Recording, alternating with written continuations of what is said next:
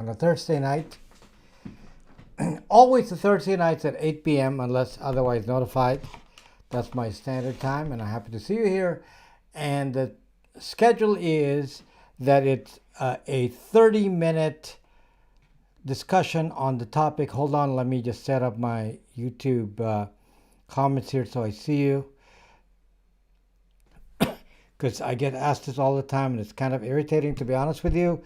You know, where people say, well, your live stream is too long. No, it's 30 minutes. So for 30 minutes, I'm talking about the topic, and the rest of it is Q&A. So the Q&A is actually only the last hour. So you don't have to go to that. If you don't want to ask me questions, then you can leave. You don't have to stay. So there's no reason for you to think that the broadcast is too long, because it's so irritating to have to answer that every single time. So hold on a second here as I try to bring up the comments here on YouTube. Sorry about that. I'm disorganized here because I just arrived and I just started this without much planning here. I just walked in, turned it on, and there we go. Okay, now I see the comments. Good. Okay, now I don't see the comments in Rumble. Yes, I do see the comments in Rumble. Great Gold and David 1000 is there. And then I see the comments on YouTube. Welcome, my friends. Welcome. And we're going to talk about Linux today. So, yeah, why are we talking about Linux? So, the main question is, can Linux be used by anyone? Can anyone use Linux? And one of the reasons why I can talk about this is, you know, I'm a long-time Windows user for decades of Windows. And then I've been running Windows servers for a very, very long time now, at least 20-some years, 20 plus years of running Linux servers. Before that, I was working with Unix a long time ago. So nothing new to me. But as far as the desktop experience, you know, I can't say that I was using Linux desktop all the time. I'm not an expert at desktop Linux like DistroTube and some of these other channels that are really big on using the desktop Linux. I am not. And I just use what is practical for me. And sometimes it doesn't matter what I use. I actually have 3 computers available to me all the time. I have actually several. Let's see. I think I have 2 or 3 computers running Windows, 2 or 3 running Windows, 2 or 3 running Linux, 1 running Mac OS. So I do all of them. And so I don't think I'm unbiased here. I mean, I don't think I'm biased here. I mean, I am unbiased because I use all, and they all serve a different purpose. And for privacy, the logic for using one or the other is not as extreme as on the phone. On the phone, I will tell you up front, don't use any standard phone that I call a normie phone, meaning iOS and Android.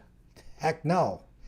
You're going to have a problem with those in a big, big way. But I am not so adamant about pushing you to use certain products when it comes to the computer, because I prefer that you use a computer, because if you use the computer, then you'll be a lot safer. And if you use a computer and you want to use Mac OS, okay, or some of you want to use Windows, and we can make Windows safer. I'm not sure about Mac OS, but Windows we can make safer, okay, because you can tweak it to basically get rid of the spyware. But the reality is, when it comes to computers, you don't have to think about the privacy issues with Linux. There are none. To be honest with you, there are no issues with Linux. It's the best privacy OS that you can think of, even if you say you're going to use Ubuntu, which some people who are very extreme will say, oh, that's tracking your login and all that. Yeah, it's doing some tracking. I can see it's doing some tracking, but Mainly it's trying to calculate how many people are actually using Ubuntu OS, because they don't know how many people are actually on Ubuntu. So yeah, because if they don't track that, they can't determine how many people are actually on it. But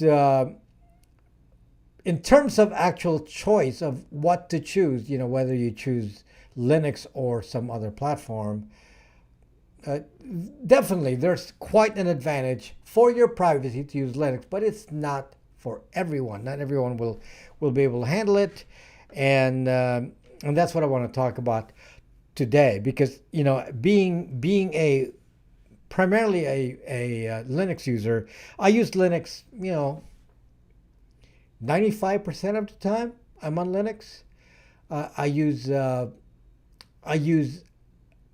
Adobe Premiere Pro on Windows. I don't really use Mac OS unless I'm debugging a problem.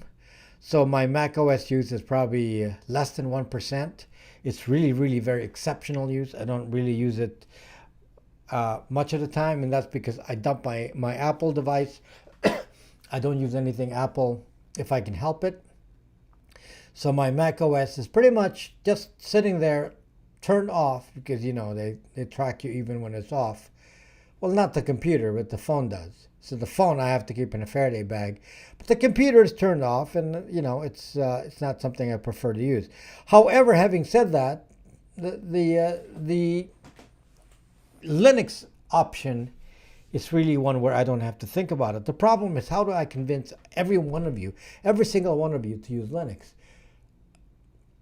And I'll tell you the reality of the use, because I've been using it as my daily driver, and I'll tell you the good news and the bad news. Well, the good news is, if you're a low-level user, I'm talking about somebody who just uses the browser, prints a few things, maybe makes a document, nothing complicated, I would say it would be very easy, and it would be a perfectly good experience after you install it. So the problem with let's say you want to use a Linux computer for let's say for grandma, and I'm talking about young grandma here, not old grandma. Let's say grandma is there in the 60s, and so that's not old. And grandma probably was exposed to computers, back in the days, with Microsoft Windows and so on. And for that kind of person, it is possible to teach you to use Linux in a basic way, as long as Linux has been pre-installed. It's pretty hard when you have to install it from scratch. If you don't know how to install it, no different than installing Windows. It's difficult. Most of you get your Windows computers pre-installed. So the best experience for people who are not experts at installing is to get a Linux computer pre-installed. And then at that point, it's not so much of a problem. But which Linux is the question. So not all Linux flavors are easy to use. In terms of flexibility, in terms of support, I would say Ubuntu is the most supported, which means it's the most compatible, and probably the least headache. I don't actually use Ubuntu. I used to. I use Pop OS. Pop OS is based on Ubuntu, but it's made by the System 76 people. So if you buy a computer from System 76, it's pre-installed with Pop OS. And I like Pop OS. It's very simple, and it's attractive to look at, and probably to me better to look at than Ubuntu. So, but in terms of support, Ubuntu might be more. Ubuntu, got to pronounce it right. Ubuntu might be more compatible. Okay, and there are other flavors of Linux, like Zorin, which looks like Windows. If you come from Windows, if grandma comes from Windows, that might be more practical. Now, having said that, the problem with Linux is when you get into using apps beyond the basics. When you start to say, okay, I want to use some photo editing app, some voice, audio processing app like Audacity, some this or some that, and you start to get into advanced apps. This is the problem with Linux. Linux is very inconsistent. It depends on the distro or distribution, which is related to different versions of Linux. And this is where it gets to be a pain, because each version has a different way of installing apps. And it's different ways even of finding apps. Like lately, I've been finding a lot of apps are being distributed as app image. And Ubuntu doesn't know what to do with an app image. Pop! OS doesn't know what to do with an app image. So if you're a normal user, you're just going to click on it and nothing happens. And this is the reality with Linux. This is the difficulty with Linux that you got to be aware of, is that everyone is always trying to come up with something new. And, the Ubuntu people say, we're going to use Snap. So they use Snap, and then nobody else uses Snap, and then you got into the issues of different ways of installing files, and it is awfully confusing, and it's kind of a mess, and I admit it's kind of a pain. If you just get beyond that, if you use one kind of Linux, it might be easier. And the other thing that is a problem with Linux is how to get support. So with Linux, it's kind of a free-for-all. You have to fend for yourself in a way, unless, and this is the option, unless you buy a computer that's preloaded with Linux, in which case the manufacturer of that could support you. And I'm thinking of a company like System 76 as an example, which makes Pop! OS. And since they sell the computer, you can actually call them for support and say, how do I do X? You cannot do that on a normal Linux. You got to go figure it out and go search and understand the difference and how do you, in installing apps in different Linux versions, and understand things like how to forgot what I was talking about. I was talking about installing different Linux versions. How to deal with different packages and different commands for installing on the command line. That's what I was talking about, was the command line. So this is really the big pain in Linux to me is, for example, if the app you're looking for is in their store, whatever the store is in that platform, because that's another issue. Every platform, every distro has a different store. So Pop! OS has a different store, Ubuntu has a different store, Zorn is a different store, and so on. And then you say, okay, I want to install, some screenshot app. And then you go to Pop! OS and say, oh, there's a screenshot app. I'm going to click on that and think it's going to just work.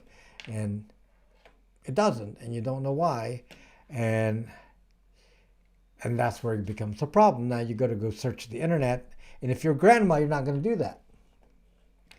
So that, to me, is the problem with Linux that prevents it from being used by everyone, is that even some of these basic things, there's just no consistency because it's different by distro. So again, it depends on your level of use. If you're going to just say, grandma's just going to use word processing, if grandma ever uses that, very sophisticated grandma, but most people just use browsing and maybe email, which could be set up on Linux without much headache, and that's pretty easy to do. And it will run perfectly every time. Maybe set up a printer, a fixed printer, and then you're done. That part is easy. It's when you get to start using other things that it gets complicated. When want to use some other app, and then you can't find the app in the store, and it's a pretty basic app for whatever you want to use it for, and then you get into all these compatibility issues. And that at that point it requires you to be somewhat techie, like a medium techie to understand what to do with Linux, and that's unfortunate because Linux, of course, is the safest operating system as far as privacy is concerned. And the reason Linux is safe from a privacy concern is that no one can hide anything in Linux. Well, mostly. You still can hide it in drivers. But drivers aside, you can, well, that's not true. You can't hide anything in drivers because all drivers have to be sent to Torvalds at linux.org, and he's got to approve every driver, and he's got to see the source code.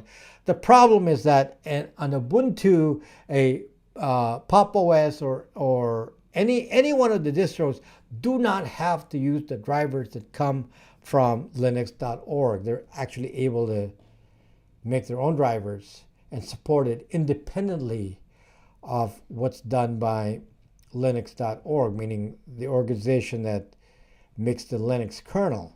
So each distro is able to override that. So not everything in the Linux family necessarily is open source, not everything. So if they choose to include a driver that is proprietary, they can do so, and that causes some problems with the privacy issues to some degree. And for example, Ubuntu added code that is not part of the standard Linux code, but in the distro, they actually added code to track you during login. So when you log in, it checks into Ubuntu to canonical, ubuntu.canonical.org, and it checks in to register that you've logged in. And I guess they use it as a counter to count how many people use Linux. So anyway, in spite of these problems, there's a large population of people that can easily use Linux. And it's almost like covering the very, very basic ones, meaning once you set up a computer, the very, very basic user doesn't really know that it's Linux. To them, it's just a computer, and you can do browsing things. You can type on the URL and do whatever you need in there. You can do your normal word processing, maybe using OpenOffice instead of using Microsoft Windows.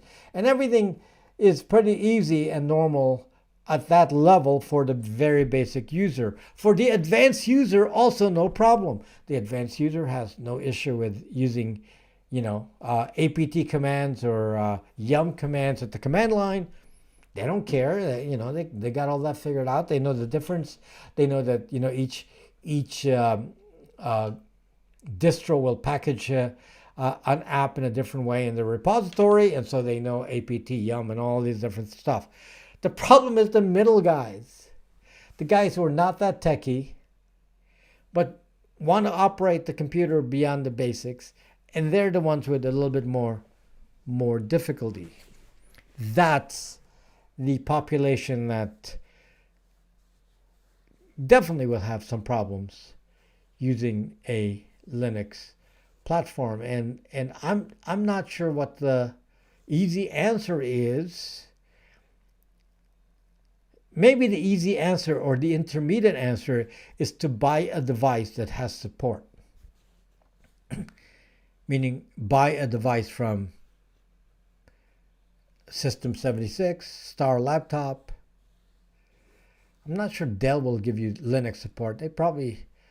I haven't really gotten much support from Dell, so I'm going to say no. Because, I actually, my Linux computer currently is a Dell. I have a Dell XPS 13 that I loaded Linux on, and I did that on my own. I didn't buy the Linux version from Dell. Star Laptop comes with Linux, so that's easy. I've never gone to them for tech support on Linux. I don't know if they do support Linux. The System 76 people, they clearly have support, so it's clearly on their websites, and their products aren't cheap, so I think that kind of makes sense that they can support it. There are other companies that make Linux products that probably do not have support. I'm talking about Framework frame.work, which allows you to build your own configured computer running Linux. There's, of course, Librem, Librem 13, Librem 14, or whatever, whatever model they have now. I'm not sure about that company because I never even got my Librem 5 phone. Never got that. So I already paid them $720 or what, close to $800. Never got that phone. Ordered what, 3 years ago? Not sure to ever buy from that company again. So yeah, that's pretty shady operation there. So I'm not going to recommend buying any kind of Librem computer. But System 76 has a very good reputation. So I'd probably consider them if you want to go load Linux and you do not want to load Linux by yourself. The problem, guys, if you haven't loaded Linux on your computer before, is some devices make it very hard to really change the operating system. The one that comes to mind is Dell. So in today's world, many of the computers that run Windows, like a Dell, they put a lot of blocks in their BIOS. So the BIOS on a computer, on a Dell, for example, has so much security that it's so hard. I mean, you got to go in there and know which switches to flick to allow Linux to be installed, and it's kind of a pain because it depends on the model. And if you didn't buy it with Linux, they don't necessarily want to tell you, and that to me is kind of a pain. So anyway, there's headwinds. There's headwinds, guys. But the reality is, if you want to feel safe, you don't have to do anything on Linux. If you use Linux on your computer system, I don't even have to worry about viruses or things like that. Yes, you can hack Linux. Don't come to me and say, hey, this Rob Braxman guy was telling me that just because I have Linux that I have some sort of immunity. You do not. Windows is actually pretty good now. My Windows computer has not had any none of my computers have any viruses, but it's a matter of habit as well. There are things that I do that just doesn't encourage any kind of virus to get into my computer, and one of them is that I don't click on attachments. So I'm gonna make another video on that at some point, explaining how I recommend that if you're prone to viruses, then you need a special setup to handle that. And for those who are experts, it's very easy. I mean, you set up a virtual machine and put your email on that.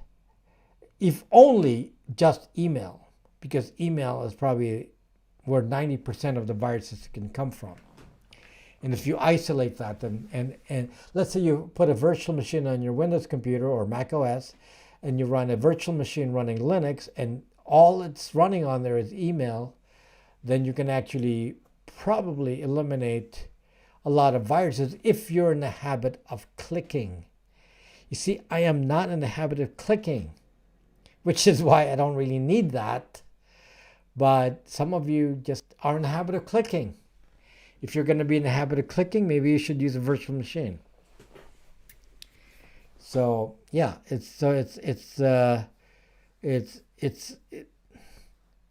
style of using a computer that I've known for a long time, that I don't trust any attachment. And because I don't trust any attachment, I don't get viruses. So I've watched computers get, viruses, and because nobody cares, they just click on everything. So you can, in fact, there was a recent hack where you can actually hack a Windows computer through the browser. So some way to override JavaScript in the browser, and it can then get access to the computer. That didn't hit me. Maybe it depends on what websites you go to. Maybe I'm just more circumspect and very controlled about what I do. But it's really very basic for me. I do not click. I do not download haphazardly. I'm very careful. I know that this is one of the most common sources of viruses that have nothing to do with email. It's when you want to install software. Let's say you say, "Oh, I want to load."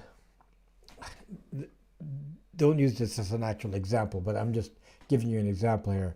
Let's say I want to do some recordings, and I want to edit my recordings, and I'm gonna search for this software called Audacity, which is free. So you just go out on the internet, go search for Audacity, and then you click on the first thing and you download it and you install it, not seeing that that was perhaps not the authentic Audacity, but Audacity packaged in a wrapper where the installer actually installs a virus on top of Audacity. So you don't know this because it installs and it looks like Audacity and everything looks fine, except it also installed the virus. So that's one big source of viruses is somebody taking some software that's popular, repackaging it because they know you don't check to make sure that it's authentic and from the site of the actual company that sells or makes that product. For example, did you go to the Audacity website or you downloaded from some unknown website?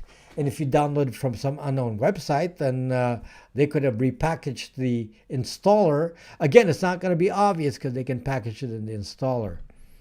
So typically, these kinds of things do not work too well on Linux. So Linux, you don't have that problem because software is not distributed that way on Linux. On Linux, the installation of most apps is done through repositories managed by the distro itself. So if you're doing Pop! OS, typically you install apps from Pop! OS. You don't just install something out of the blue. So you typically don't have this problem. But in Windows, you can install from everywhere, and then you go to some website and you download it, and it didn't come from any Microsoft store or anything, and Microsoft warned you, but you don't care, so you download it anyway, and there you go, you got the virus, and you didn't know because you just clicked. So anyway,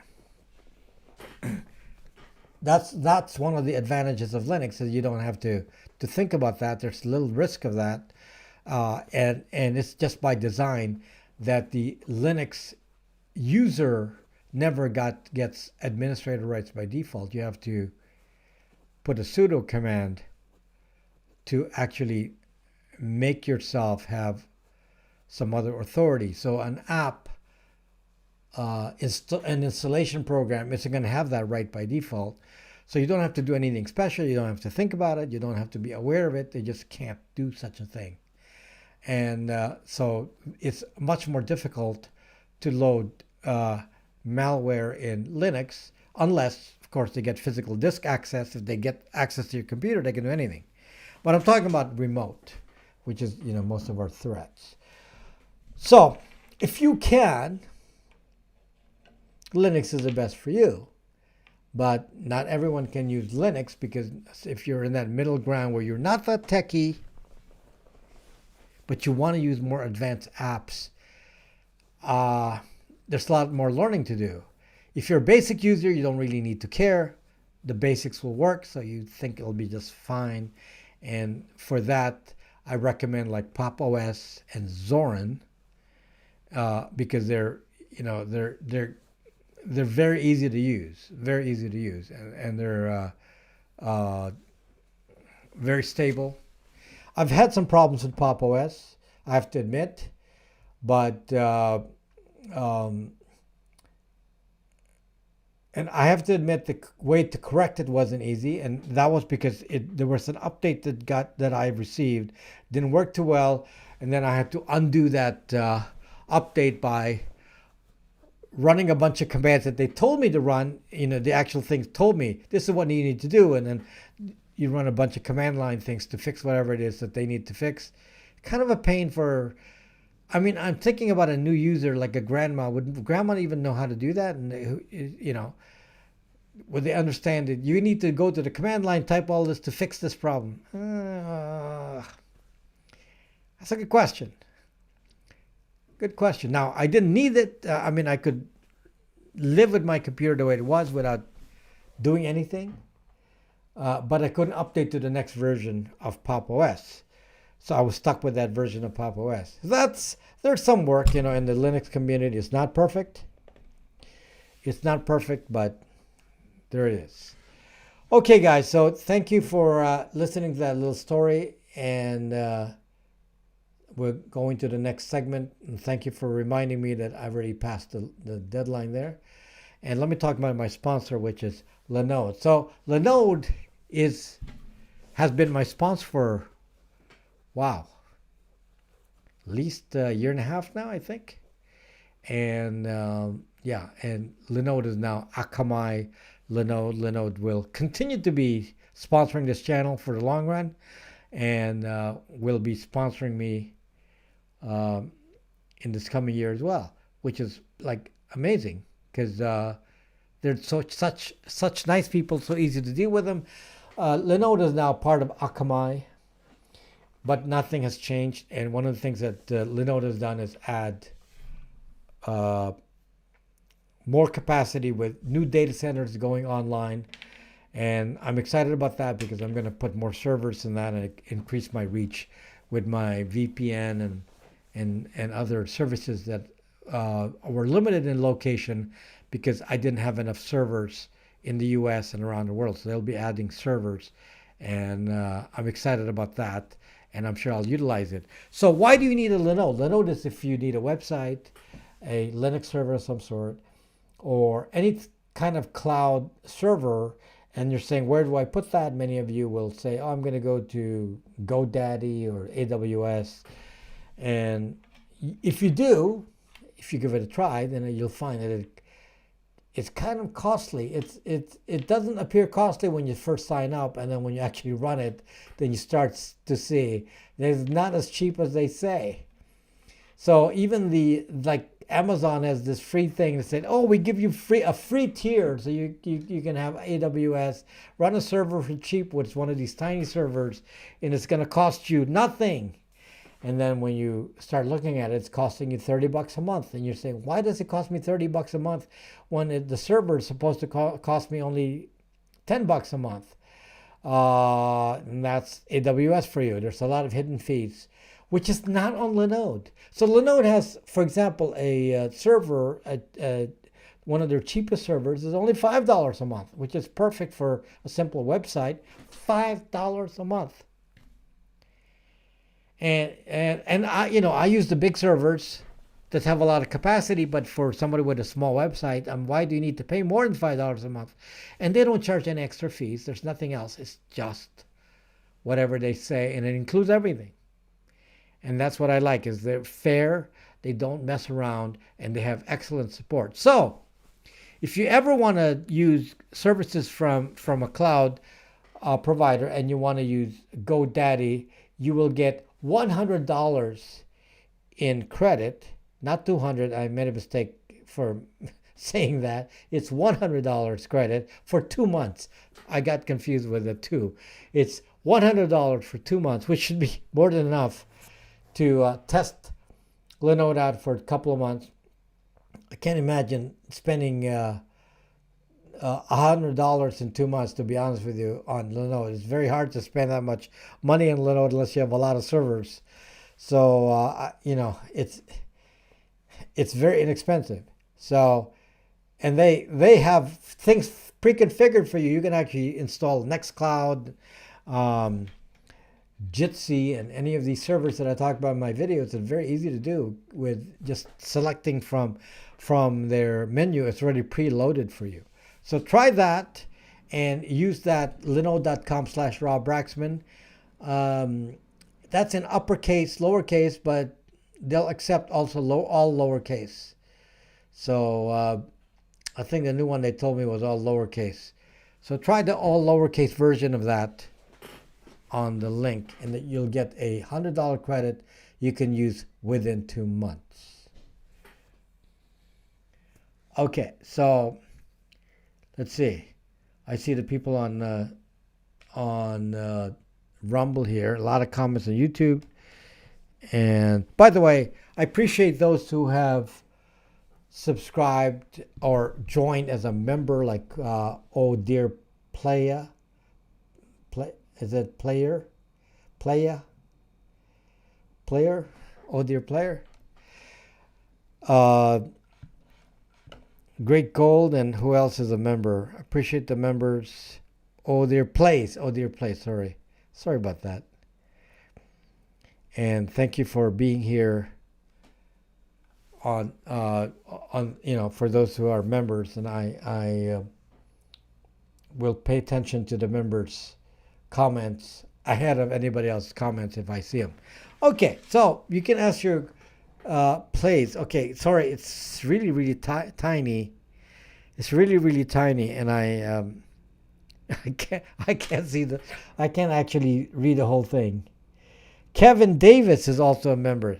Thank you, Kevin Davis. Thank you for being a member on YouTube. Sorry I don't do this live stream on Odysee. I really haven't had time to go process the live stream and upload it to Odysee except on exception basis. So sorry about that. Okay, so thank you, Kevin Davis. Also, what is the best Linux distro? I use Pop OS. I was using Ubuntu for a long time. And again, the reason for Ubuntu is compatibility. It works for the most devices. They have all the drivers. And so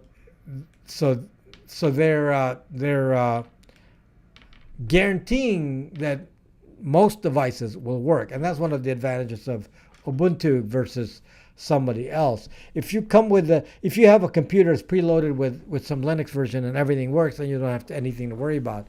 But I find that with new devices that Ubuntu has more drivers. So if you have some special touchscreen, some new high resolution display, Ubuntu tends to include drivers that are not part of the Linux .org distribution of the kernel.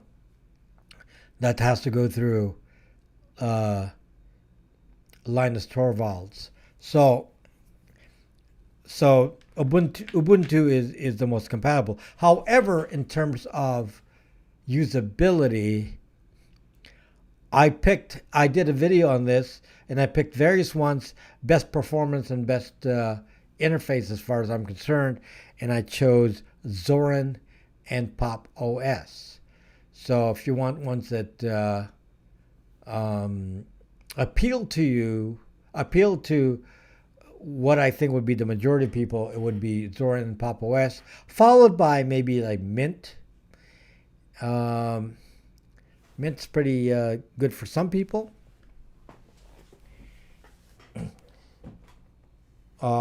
Cubes is obviously super secure. Cubes is so incompatible. I don't even know what device it works on. I've never been successful at installing cubes on any machine. So the only machines that cubes will work on is something old, and there's a reason for that. And the reason is that cubes relies on virtual machine capability that requires that it actually access the device at a very low level, the virtual machine side of it. And for that reason, it's incompatible with most devices. So to be honest with you, I cannot recommend Cube for normal people, because you can't even install it. I've never even gotten cubes to run. No, if you can get cubes to run, it's fantastic. If you get a computer that's intended for Linux, like Star Laptops or even System 76, you may be able to run cubes, but for the average, computer, I don't think you can make cubes run. So I don't know about compatibility of Mint. Mint, of course, is known to be user-friendly and light. It's not a heavy OS, but I don't know about compatibility with multiple devices, as Ubuntu is, really compatible with more devices than anything that I know. Okay, Cubes is the least compatible. Have you heard Australian cyber attacks on private companies? Is it government staging attack? Well, I mean, I can't imagine a government staging an attack on their private companies. So that doesn't make any sense. So you have to assume it's somebody else.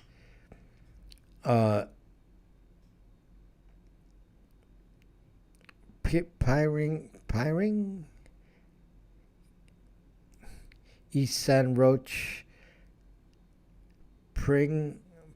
I don't. I guess that comment wasn't made for me, so I won't think about it. Let's see. I have Mint running on a old Dell. Runs like a champ. Now I found that Dell, including latest versions of Dell, running a standard machine with no NVIDIA card runs perfectly well with Linux. It's very smooth, actually.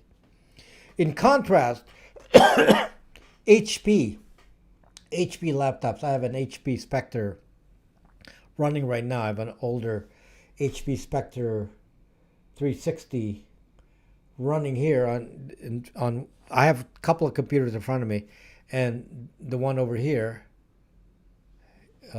this one here, that I'm running over here, I'm looking at. Yeah, that's not Linux compatible. Not Linux compatible. So that's kind of the problem. Which desktop environment do you prefer?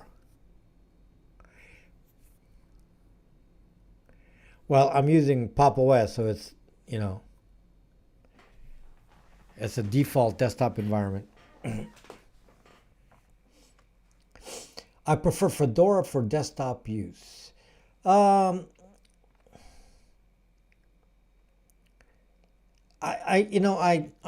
have a review of all of them, like different.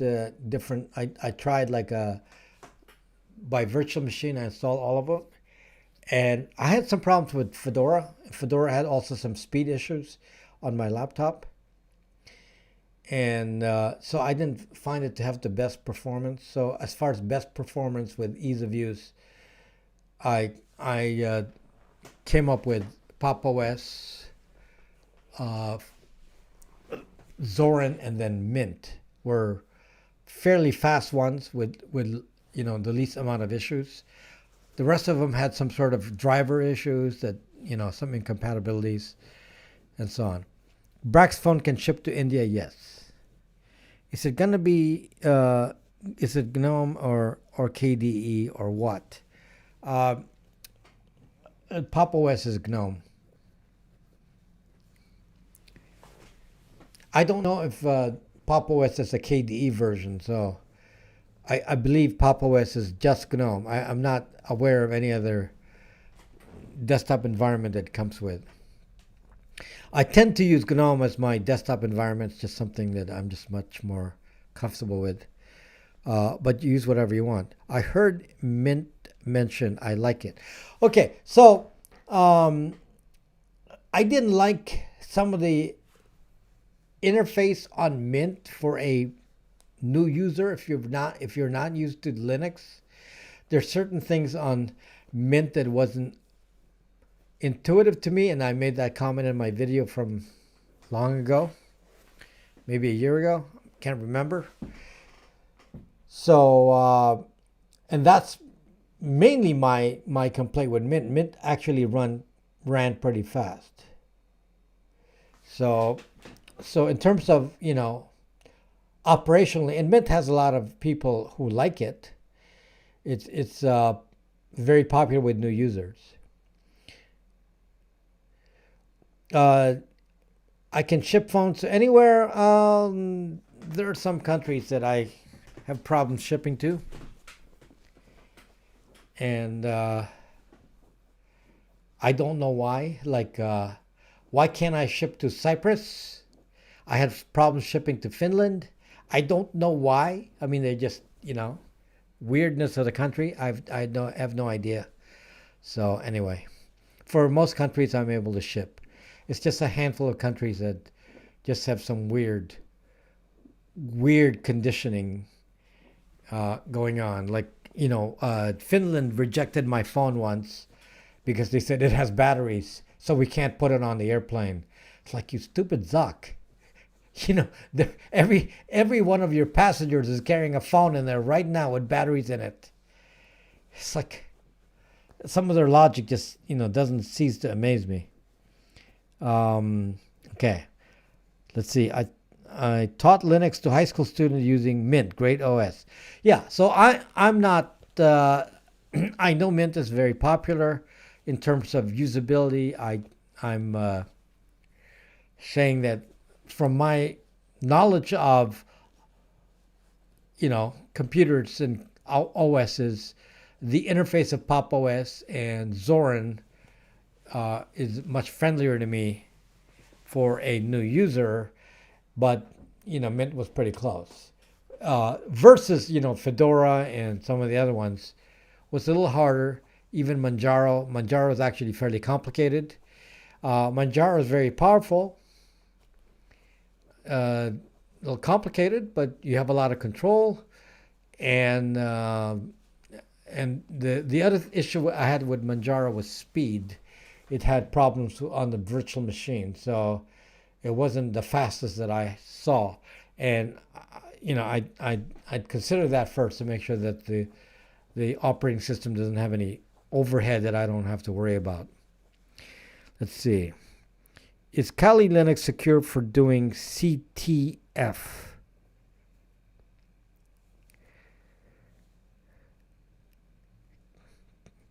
What is CTF? I don't know what that acronym means. CTF. Kali Linux is for hacking, not for defense. It's for offense. So if you're not in the offensive business, why are you using Kali? It's not the easiest one to use. It's not the best operating system for normal use. It's really for offense, not even for defense. It's for offense. For defense, it will be Cubes and Unix. For offense, it will be Kali. So yes, I use Kali for offense. If you do offense, you use Kali. What VM test is a good I dead? Oh, okay, took that out. Open speed test. Dennis Rodman testing all phones going to North Korea. I was racing. I was in a yacht race once, and then Dennis Rodman came by in a cigar boat with a bunch of women on his boat, like a bunch of women in bikinis with Dennis Rodman on his cigar boat. That was funny. that was interesting to see. Anyway, Kali is good for CTF. That's good if you tell me what CTF means. So what is CTF? Somebody educate me on that. See, I don't know anything. I don't know what CTF means. I know. Look at this guy. He doesn't know what CTF means. Yeah. I don't know what CTF is. Is that, what, oh, why did my lighting just suddenly stop? I guess I ran out of battery. Well, that's not good. Battery died there on the cameras.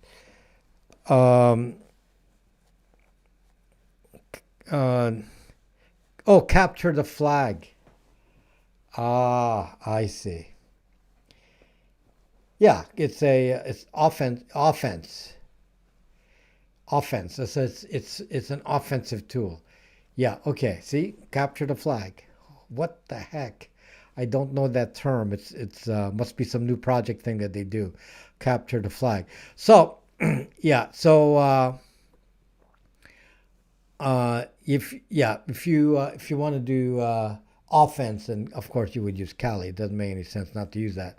But for defense, no, I'd use Honix and Qs. But for normal people, no. This is not. You don't want to use those. They're not very user friendly. Kali is not very user friendly. Mostly, you look at all the command line stuff for hacking stuff, but they have all the utilities on there for that. But for normal use, it's not that handy. So, does Linux work on a virtual machine? That is actually highly recommended. It's something that I actually would recommend to even average users, is to use Kali for. Is to use Linux in a virtual machine. That's actually something I highly recommend if you're going to do email and you tend to get hacked.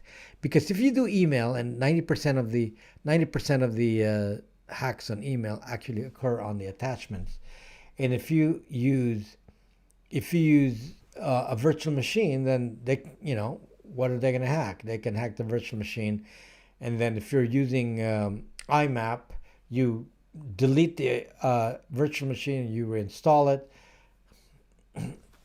The email is the same because it doesn't get stored on your server, and you're starting at the beginning again, and it's always clean. And I mean, you could, in theory, recreate your virtual machine every week, and nothing changes. Your data's the same, and they can't really hack anything. And even if they do, they're partitioned inside the virtual machine. So that's really, really good for people who do high risk things. So if your activity is in high risk stuff like hacking, you really need to work inside a virtual machine. Linux installed on Windows or Windows installed on Linux. If you're going to use a virtual machine, you can use Windows as your host system, so you don't have to worry about that. And then you can easily run a virtual machine inside Windows using VirtualBox. VirtualBox is free, and it's the easiest to install and use on Windows. And you don't have to pay for it. There are other ones like VMware that you have to pay for, but you don't have to pay for VirtualBox. It's owned by Oracle, but it's free. And then you run Linux on it, and then you put your email on it. And then if you say, okay, I'm going to always use my email inside a virtual machine, then chances are you will never, ever get a virus. Okay, I don't use any antivirus, as you've seen from my videos. I do not use any antivirus, even on Windows. But I do not click. I have very good habits. So I never worry about that because I don't really get viruses. Good defense for Windows. Don't start the machine. I don't need to think about that. For some reason, I don't get a virus. I wonder why I don't get a virus.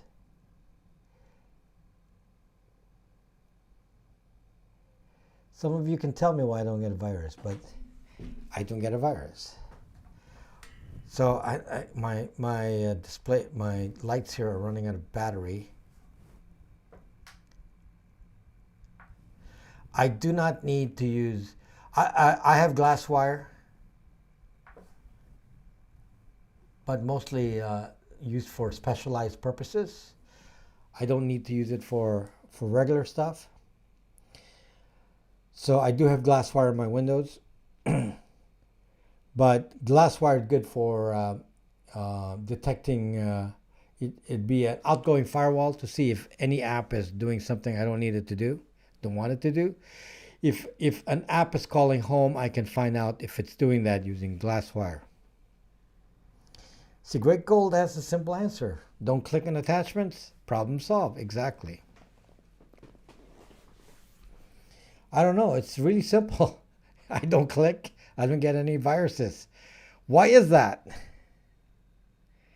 Are you a Fed? Zuck, no, I've never worked for the Feds.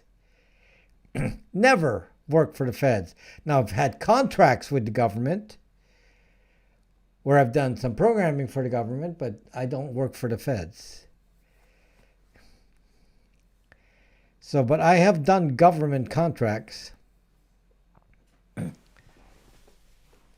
But not in the realm of what I'm talking about here. My contracts were related to medical. What's your advice to normies? My advice to normies, James, before you deleted that, is that if you're a non-advanced normie, I think Linux is fine. If you buy a computer that is already pre-installed with Linux, then you don't have too much to think about. If you're an advanced person, then you can be a normie and be advanced. That's not an issue. The problem is the middle of the road, guys, and that is where you need to do a little bit of learning. I mean, it's not the easiest to do Linux if you're wanting to do like power user kind of things. If you're a power user but not that techie, that's the Linux limitation in my mind. It's something that Linux has to work on. It's not that easy. Who is your favorite black person? I'll get so many, but I know two. But they're not famous. I don't know why you're asking me that, but that's I have two that are really close to me. One is a doctor. Worked with him for 20 some years, developing the medical system, and he's like awesome guy. Owns a large medical practice in Georgia, and yeah, it's just, and he and his family, such a smart family. They're originally from Los Angeles, and they were my clients in the medical field for so long, 20 plus years, and were my clients until recently. And they're awesome. That's one black family, and another one that's near and dear to my heart is my friend who was a singer and used to and we used to did gigs for 7 years, and he was a singer for he was with the original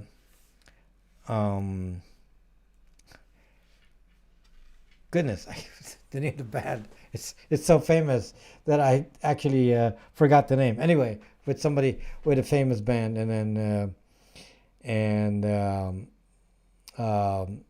he's in his 80s now, probably mid to late 80s now, but we were doing gigs for 7 years. And then one of my prior partners was black from MIT, actually. In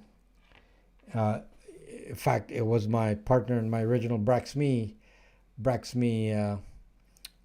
endeavor, and he's a graduate of MIT. So yeah. So there you go. That is my answer. Who's my favorite Asian? Let's see. Do I work with anybody Asian specifically? I mean, obviously I do, but I'm just trying to think of any standout ones. I can't think of anything right now. Where did you go to school? I went to school to a lot of places, including the last school I went to was UCLA.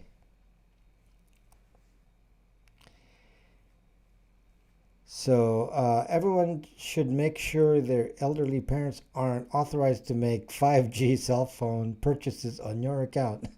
That's pretty funny. Yours is Kanye. Okay. Does Brax phone VPN work like Orbot, or can they be used together? No, you cannot use. Orbot is Tor. So you have to use either Tor or Brax VPN, not Brax phone. Bytes VPN is my VPN. It's not called Brax VPN. It's called Bytes VPN. Bytes VPN can be used, but cannot be used with Tor. It's either Orbot, which is Tor, or Bytes VPN. You don't mix them up. Let's see. Have you ever seen police auditing videos? No. That's okay. I found people on Mars 2004. Okay, you guys have some interesting questions today. It's not the usual. Some personal questions here. Was it tricky for to figure out? It was tricky for me to figure out OpenVPN how to import the bytes VPN files. Mysticulous Earth, Wind, and Fire. Mysticulous. Thank you. Thank you. Yes. So, one of my friends was from Earth, Wind, and Fire, and actually, when Earth, Wind, and Fire wasn't popular yet, and that was still in Chicago. So he was with the original Earth, Wind, and Fire in Chicago. When they moved to LA, it became popular. He was not in that band, but they still played his music. So some of the music that they played was written by my friend from Earth, Wind, and Fire. So yeah, I gigged with him for 7 years. So yeah, he's up there in age now, and he's in his 80s. So yeah, but I mean, it's kind of fun to be engaging with. I mean, I'm no pro musician, and to be able to play music with people who are affiliated with that level is kind of fun. Yeah. So yeah, so we gigged for the place we used to gig. We used to play there every 3 weeks. We were the only band there, and it closed down. So I don't play there anymore. But it was fun while it lasted. So 7 years of gigging at this restaurant here with my friend from Earth, Wind, and Fire. Are you going to do another Jason Bourne type video? The last video I did not get received well. The Brunswick drunkard. Yeah, it didn't get received well, so I'm not sure. Do you like that video? I mean, it didn't do well, so I don't know what I can do better. Can Bytes VPN be installed on a router that supports the OpenVPN protocol? Yes. Yes. I don't give you instructions, and I don't know what the router is, but the answer is yes. I mean, OpenVPN protocol is just profile file. So OVPN file. So whatever the contents of the file is, you put it into that router, and it should work. What do you play? I play piano. Overbuilt automotive. I play piano, and I'm very heavily into playing jazz. I gig regularly. I'm kind of semi-pro, and I have a Rob Braxman jazz channel. I'm not very good, but I can sound okay, and I'm improving. I'm sounding better all the time. I'm actually taking lessons. I'm taking lessons so I sound better and sound more pro. But I'm semi-pro, and so you can find my music at the Rob Braxman Jazz channel. So yeah, go to that, and if more people go there, then it'll encourage me to post my videos. I have a lot of music to post. I don't post it because I don't think anyone cares. Can you do a car hacking video? I could. Many cars have changed the way they do things. You could hack a car much more easily a few years back, but they've changed that, and it's a little harder now because they find out what the solution was. They cut into live chat now to drop ads. I dropped the ads. Sorry, they told me to do that, so I dropped the ad. I liked it. The problem was just a loud siren. Yeah, but the loud siren was not enough to cause the low views. So I'm not sure why the views were low. It was kind of a fun video to make. It was kind of hard to make. And it was hard to make that video, the Jason Bourne one. And the fact that it wasn't received very well was kind of discouraging. I actually thought it might start up something new, like a new series, and it didn't work out too well.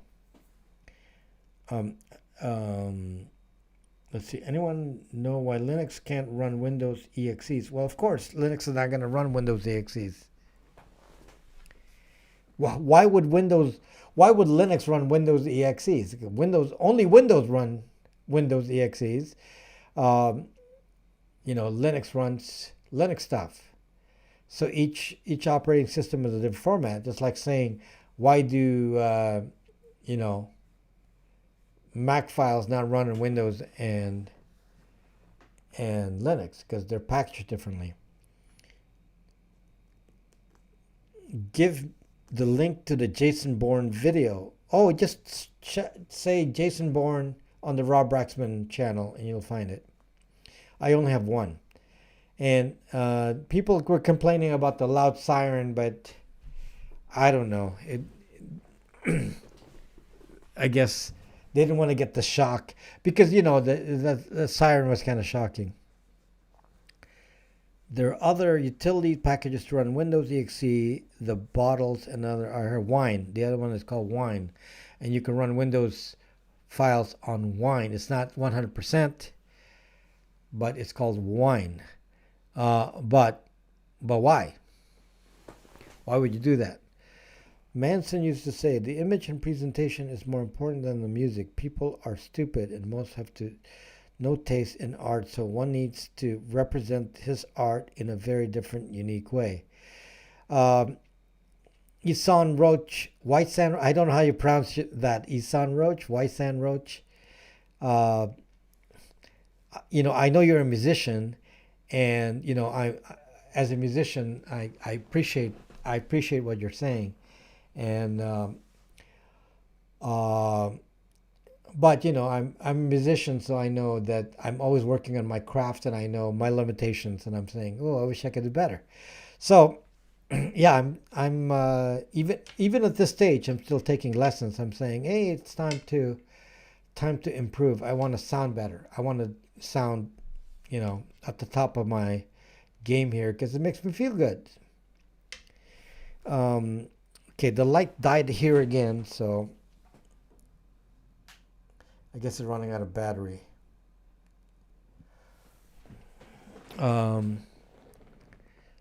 See what I've heard you play. You're good. Thank you, Ronnie T. Come on, I'm like I said, I'm semi-pro. My teacher says I sound okay, but I don't sound okay to me. So I need to be at a more advanced level. Do you think the U.S. is less socially stable today? And if so, that a natural phenomenon or deliberate? Oh, yeah, it is less socially stable. Oh, that is a definite truth. That is a definite truth. It is not, I don't know if it's intentionally being done by some party, how we're being polarized. Compared to the old days where people were more willing to listen to each other, and today they're not. And I'm not sure if that's a product of, manipulation. You see, that's hard. How do you prove such a thing? How do you prove these hidden ways of manipulating? Because, with bots and things, it's so easy to do that now. You don't even know. There's something I want to tell you. This could be a subject for another video in the future, but I don't know if you know this, but some of the people you're talking to, even on YouTube here, some of these people leaving comments may not be people.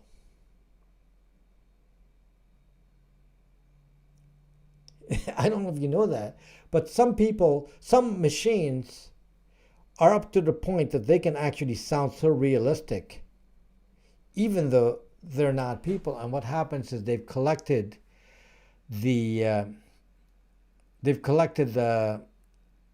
responses of millions of people, and they're actually starting to sound intelligent. That's going to be a problem because you actually go on Twitter and you think you're talking to somebody who actually sounds, to you a reasonable person, and then it turns out It's not a person, and they have a game, and then they just drop a very subtle thing. So, well, yeah, yes, and yes, but I'm going to vote for X, and then you say, that person is very reasonable, and is going to vote for X, so I guess I'm going to vote for that person too. And except it's not organic. I mean, that kind of thing to me is okay, that, you get convinced by somebody you like. But if it's not organic, it's being done by a machine, then it's not okay. So anyway, this is something you need to worry about. This is real. It's actually out there. It was brought up in the Bruce Schneier channel website. And it's actually something to be concerned about, that some bots are very convincing now. They've advanced. You know how Google has an AI, that concierge AI, that can actually answer your phone and act like, or make a call and sound like really authentic, like a human being. Yeah, that is the person that can be talking to you. So sassy, it's yes, TIFF Terminator Archive. Well, what question would you ask someone so you can test if they are AI or human? Wow, I don't know. I don't know, because I've never tested these kinds of bots. I can't say I don't do a lot of social media, so I can't say I've encountered these kinds of bots. I don't have this kind of bots on Braxme, so I am not an expert at this moment. Deep fakes is definitely a problem. I know I've mentioned in many videos, but deep fake combined with this idea of being able to actually communicate to you in a sensible manner that you actually think it's a real person can be done by first sounding moderate. They must have a formula. People can say, how it is. You know human behavior. So if I'm going to write a bot, as a programmer and techie, and I understand human behavior, I'd probably go. Let's say I'm making a bot for Twitter. I'm just going to go agree in a balanced way over and over to many people before I say something. Meaning you gain capital before you spend the capital. So you gain the trust first, and you gain the trust by acting like you agree with a lot of people, and then till people trust you, and then wham, use it. Let's say 9 out of 10 times you're agreeing, and then once in a while you pop in a comment, but to the person triggering that, it's an actual planned thing where they actually plan that the bot will say that when it's worth saying. And can you imagine if you have millions of these bots doing the same thing? You'll never find out. Okay, good thing for me. I mean, I'm on Twitter, and please follow me on Twitter. Some of you have left Twitter, so I lost a few Twitter followers, maybe because you left Twitter. So if you're on Twitter, please follow me on Twitter, and then we can engage in a different conversation on Twitter. I left Twitter. I didn't feel like I needed to be on a platform that was constantly censoring everything in such a blatant way. And now you can pretty much say anything, and not fear that you're going to be censored. It's very hard here on YouTube. I mean, I gotta watch what I say on YouTube, because YouTube will cut me off. And I'm actually glad that I have some place where I can say something, and I know that they're not going to cut me off, and that's on Twitter. I haven't used Twitter much yet recently. I mean, I did in the past. Right now I'm using it just to post videos, but it's a place to engage, and at least I know that I'm not going to be censored in there. So Yeah. So if you are on Twitter, Rob Braxman Tech, you can find me on Twitter, Rob Braxman Tech. Have you tried KZ? Have you tried the new DuckDuckGo browser on Mac yet? I have not. Of course, DuckDuckGo browser is on my some of our old Lineage OS phones. I tend not to go to DuckDuckGo anymore. I don't have it on my computer anymore because they were so heavily censored. I don't like any censoring platform. DuckDuckGo was censoring. And, I don't care that DuckDuckGo people are woke, which they are. I don't care about that. What I care is that they censor. That's a big deal to me. Any platform that censors, it's if I can help it, I'm not going to be there. YouTube censors. I can't help it. I got to be here because what's my choice? Everything else censors.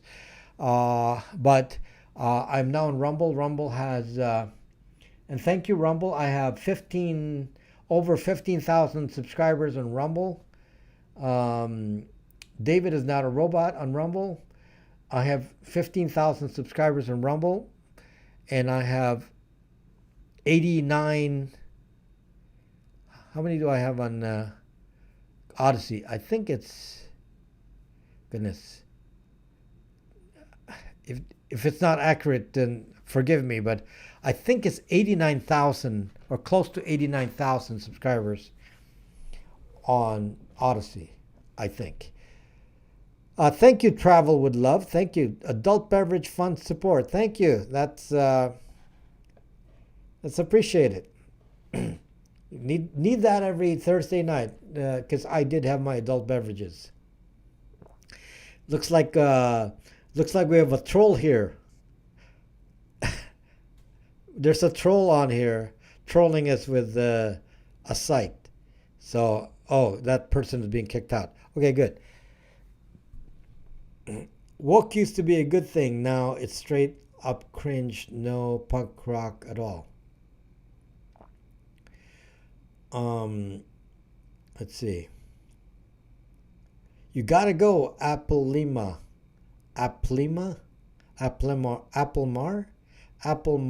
Quants Vids. Okay. Thank you for coming in. So, locate Rob on Rumble. Yeah, just search for Rob Braxman everywhere. And I'm happy to say my subscriber base is growing once again on YouTube. Not as fast as the old days, but it's growing again. And then my Rumble numbers are growing nicely. I mean, it's obviously a slow process. I only have 15,000 subscribers. I don't have the millions of some of the people on there, but yeah, it's a start. Thank you, Perfect Black. Thank you. So what is the search engine to use now that DuckDuckGo is crap? No, so DuckDuckGo, the problem is censorship. I actually don't have a problem with the DuckDuckGo browser. The problem is with the search engine. And if you have a problem with the search engine, then I suggest that you use startpage.com. And Brave. Brave also, but Brave is also woke. So, I mean, where do you go? Brave also does something. So, yeah, Brave and Startpage.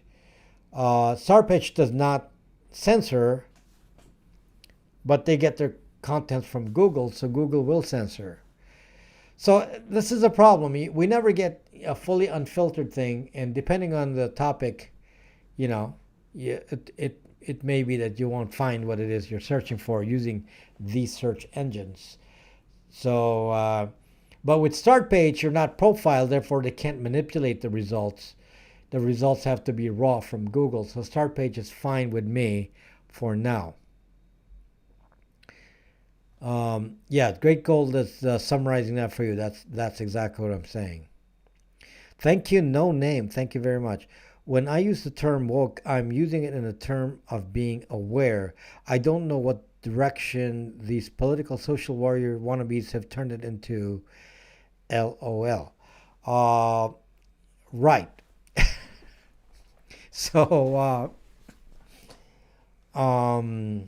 yeah, this is not a social discussion site. I'm not here to study the social behavior of society. So you can believe whatever you want. I'm just making an observation about what some of these channels do.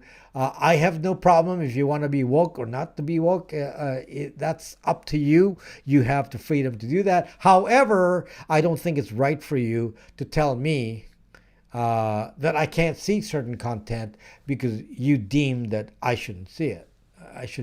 I'm an adult. I should be able to judge it for myself. That's what I'm talking about. I'm not here to criticize what you believe as much as saying you do not have any right to stop me from seeing other content so I can judge. And I actually don't know. See the subtlety of all this. How much of an election cycle. So we just had an election, which pretty much was a nothing. If you think about it, nothing changed. Very slight. It just moved by a little bit. Okay, wasn't much, and it's something to ask yourself. Now, why is that? Is the movement in such a slight way? It's slighter than slight. It's actually the move was slighter than a typical expected move in a normal midterm. In a normal midterm, the opposing party typically gains a higher number. In this one, it hardly budged, even in what was told by us to the press that it was such a bad situation, and yet it didn't turn out that way. Now we ask the question: now why is that? Is it because the people were educated and didn't believe that it was that bad? Okay, maybe we got smart people in this country, or were they influenced by whoever controlled the media that controlled most of the people's opinions in social media and everything, because we don't even know where they're getting their opinions from. See, I can't tell anymore. And that's a problem with this. I mean, they have the technology to actually see what people believe and how they can shift in opinions with controlling what you see and what's made to be important to you. And you can see the manipulation in everyday life. For example, during this election cycle, they were talking about two issues, depending on which side you're on. If you're on the Republican side, you said, oh, it's all about the economy, it's all about inflation and all this. If you're on the Democrat side, they said, oh, it's about abortion. So they pushed two different topics because their research showed that would sway people on one side or the other. And therefore, they manipulated their message to fit that. Okay. The question is how much of that was organic versus pushed in an extra way because of the control of media. I don't know, and that's the part we should always question because as you can see here, it does influence the government. So if even a very, very tiny amount of change is enough to influence who's in power. And as far as I'm concerned, it's best that no one is in power. I actually like a divided government because nobody's in power. When nobody's in power, it's always best for privacy. Nobody comes up with anything that will screw us all because no one can get anything done. So I like it. So if you're asking me what I think about the election, I'm going to say, oh, good. No one wins. That's good. The less anyone in government wins is better for me. That's my opinion. Some of you are much more opinionated about that, and you will choose, I'm sure, a more aggressive side. But actually, at least for my side, which is privacy, my response is, hey, don't mess with anything, because chances are you're gonna mess with anything, it's gonna be messed with in the wrong way. It's always like that. It's always messed with in a very negative way. So thank you, Cosmic Rose. You are so kind to remind me once again, and thank you again for being such a helpful um, moderator. I was trying to find a word. What is the word for the people who manage the chat? They're called moderators. Thank you for being such a helpful moderator. Same with Great Gold, and Great Gold is also on Rumble. Thank you so much. Anarchy versus what? How to do better? Um, you know, that's a good question. Do you go with anarchy, or do you go with government that can't decide anything? I'm okay with government that can't decide anything. Uh, Government doesn't have to be busy.